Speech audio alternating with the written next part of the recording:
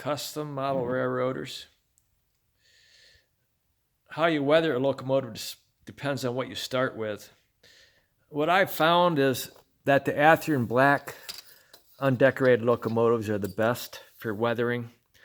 And if you paint with a brush, you can end up with different shades of that paint on the locomotive. I don't know if you can tell, but you can see some dark areas. Versus if I were to airbrush this, I'd probably get one even coat, one shade of that paint all the way. But you see the front there?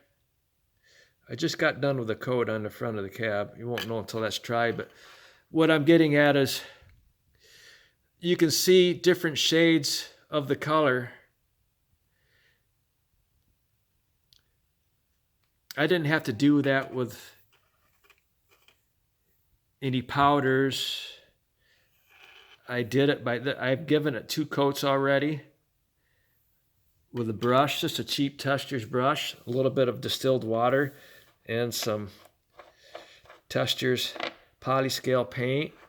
Mix it up to make it the thickness that I want. If it's too thick, I go back and dip the brush in water and add water to it. And you see how I got that there? I maybe started the video. You just don't want any high spots and low spots. And you don't want to go on and on with a brush after it's set up a little bit. You want to let the puddle dry. And if you end up with a puddle after it's dry, that's too, you can see the puddle where the puddle was, then that's when you have to take the sandpaper here, and you have to sand it down. You got to wait a few hours.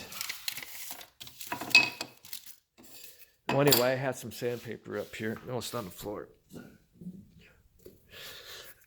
Here's the sandpaper, a little teeny piece of sandpaper. If I find any areas that don't look good after it dries, and sometimes if you're careful, you can use a hair dryer to dry it. If you find any areas you don't like the way it looks, gloss coating it is not going to make it look better.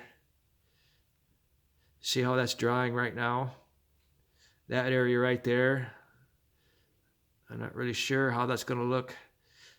See, there's a lot of water in the paint. When the water evaporates off, the paint will be thinner. If you can see.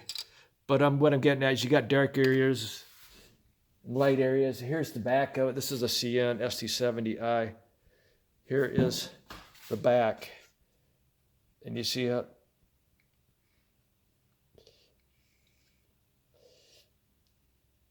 Just the way the paint flows, sometimes you're going up against stuff like the light housing there. It'll stick to that versus going out in the flat area there. It may do another coat on this. Anyway, you get it the way you like it. These, I'm modeling like 2005. These are right here, be 10, 11 years old for my my time period.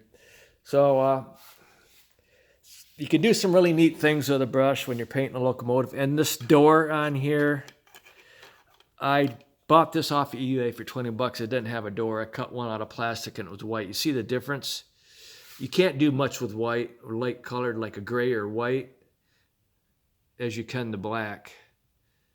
So I prefer the black shells. And because this is a CN, I'm just going to gloss coat this, do the decal. I got to do the painting here. I got to put some, more of the body on it. I may cut up some Kato pieces, battery housing and stuff like that. But anyway, it's all black. I don't have to paint it black. That's the nice thing about a black shell when you're doing a black locomotive. All right, thank you.